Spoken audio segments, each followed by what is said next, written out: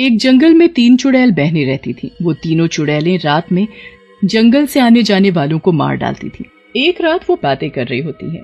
पहली चुड़ैल, जिसका नाम काली चुड़ैल होता है, वो दूसरी गोरी चुड़ैल से कहती है, बहन गोरी, कई दिन हो गए, मुझे तो पेट भर भोजन ही नहीं मिला। ऐसा ही रहा तो मैं भूखी रह जाऊंगी। सही कह रही हो बहन, लेकिन अब हम कर भी क्या सकते हैं। कोई भी गांव वाला डर के मारे यहाँ से आता जाता भी तो नहीं। अब सबको पता चल चुका है कि यहाँ हमारा वास है और सब यहाँ आने से डरने लगे हैं। बहन, अगर कोई यहाँ नहीं आएगा तो ना आए, लेकिन हम तो जा सकते हैं ना वहाँ। तभी बड़ी देर से शांत बैठी बड़ी चुड़ैल बोलती है, तुम दोनों शांत रहा करो। गांव में जाने की बात करती हो, तुम्हें पता नहीं है वहाँ तांत्रिक भी रहते हैं। कहीं हमारे हाथ से ये जंगल भी निकल जाए।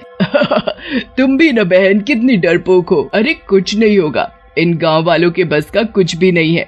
भला ये हमारा क्या बिगाड़ लेंगे। गोरी चुड़ैल भी काली चुड़ैल के समर्थन में बोलती है, सही कह रही हो बहन, इन गांव वालों के बस का कुछ भी नहीं है। ये हमारा कुछ भी नहीं बिगाड़ पाएंगे। उन दोनों की बात सुनकर बड़ी चुड़ैल बोलती है, देखो, तुम दोनों को जाना है तो जाओ, लेकिन मैं नहीं जाने वाली गांव के अंदर। तुम्हारी मर्जी, हम दोनों तो चले। ऐसा कहकर गोरी और काली चुड़ैल गांव की तरफ चल पड़ती है। गांव के बाहर पहुंचने पर उन्हें गांव के अंदर खूब चहल पहल मिलती है और चारों तरफ लोग ही लोग होते हैं, जिन्हें देखकर दोनों चुड़ैलें खुश हो जाती हैं और आपस में बातें करने लगती हैं। अरे वाह, कितनी भीड़ है यहाँ इस गांव में। हमारा तो सालों तक खाने का इंतजाम हो गया। सही कह रही हो बहन, लेकिन हम अगर इस तरह से गांव के अंदर गए तो गांव के लोग हमें देखकर डर जाएंगे और हमें यहाँ से भगा देंगे। हम दोनों को गांव के अंदर जाने के लिए भेष बदलना होगा। ऐसा कहकर दोनों चुड़ैलें अपना भेष बदल लेती हैं। दोनों बहुत ही सुंदर लड़कियां बन जाती हैं। गोरी चुड़ैल काली चुड़ैल को देखकर बोलती है, अरे वाह काली चुड़ैल, तुम तो बहुत ही खूबसूरत लग रही हो। कहीं ऐसा ना हो गांव वाले पीछे ही ना पड़ जाए तुम्हारे। क्या बहन, तुम भी जरा अपने आप को देखो, बिल्कुल गोला बम लग रही हो। वो दोनों गांव के बाहर खड़े होकर बात कर रही होती हैं। तभी एक गांव वाला, जिसका नाम भीमा होता है, उन्हें दूर से ही देख रहा होता है। वो वहां आता है और उन दोनों को बोलता है, अरे तुम दोनों खूबसूरत लड़कियां इस गांव की तो नहीं लगती। यहाँ क्या कर रही हो और क्या नाम है तुम्हारा? सही कह रहे हो आप, हम इस गांव के नहीं हैं। हमें दूसरे गांव में जाना था, लेकिन रास्ता भटक जाने की वजह से हम यहाँ आ गई हैं। पता नहीं हम अपने गांव वापस कैसे जाएंगी। मेरा नाम पूजा है और इसका सीमा है। तुम दोनों को चिंता करने की जरूरत नहीं है। जब तक आप लोग चाहो यहाँ रह सकती हो। मेरे पास गांव में ही एक दूसरा मकान है जो कि काफी दिनों से खाली है। फिर भीमा उन दोनों को लेकर अपने घर चला जाता है। अगली सुबह गांव वालों को पूजा और सीमा दिखती हैं। गांव वाले उन दोनों को देखकर हैरान होते हैं और भीमा से पूछते हैं, अरे का हो भैया, ये दोनों लड़कियां तुम्हारी साली है का भीमा भैया?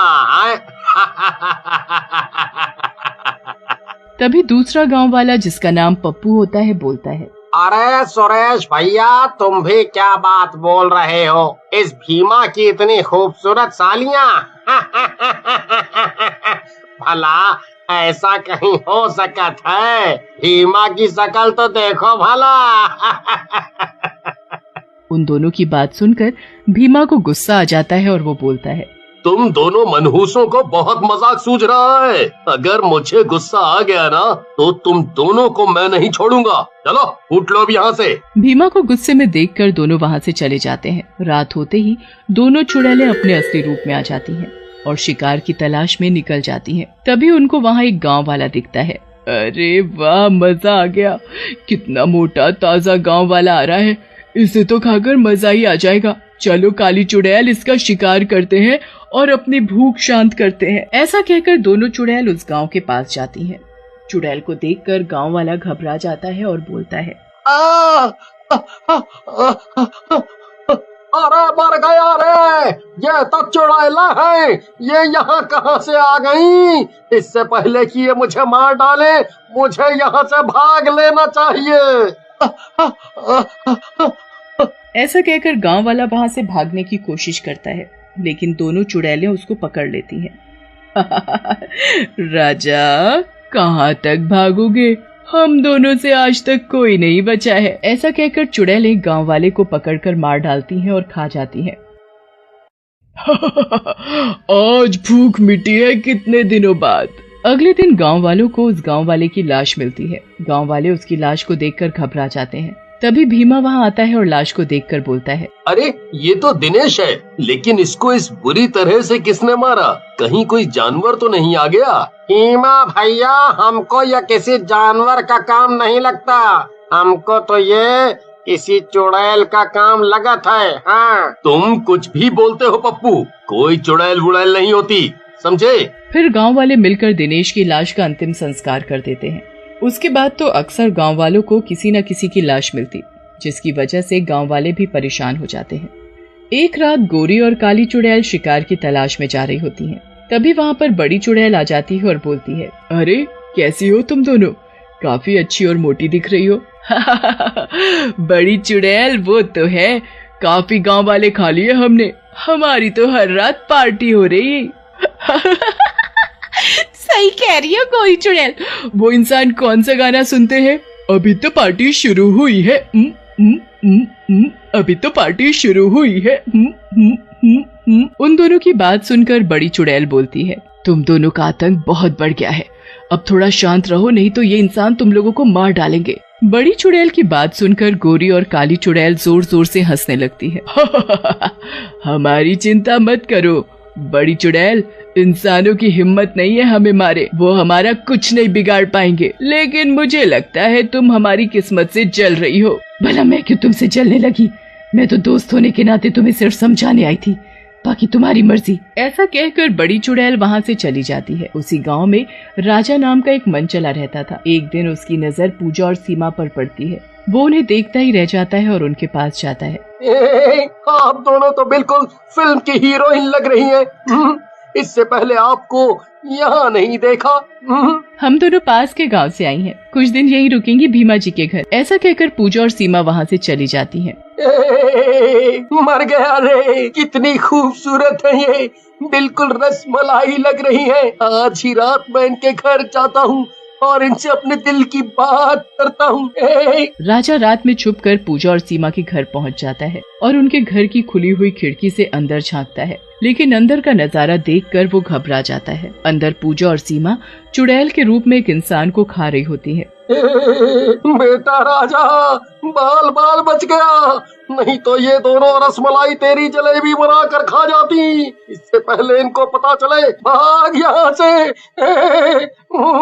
राजा वहाँ से भाग जाता है और अगली सुबह भीमा से रात की सारी बात बताता है, जिसे सुनकर भीमा गुस्से में बोलता है, अरे ओ मजनू की औलाद, तेरे हिसाब से वो दोनों लड़कियां चुड़ैल हैं?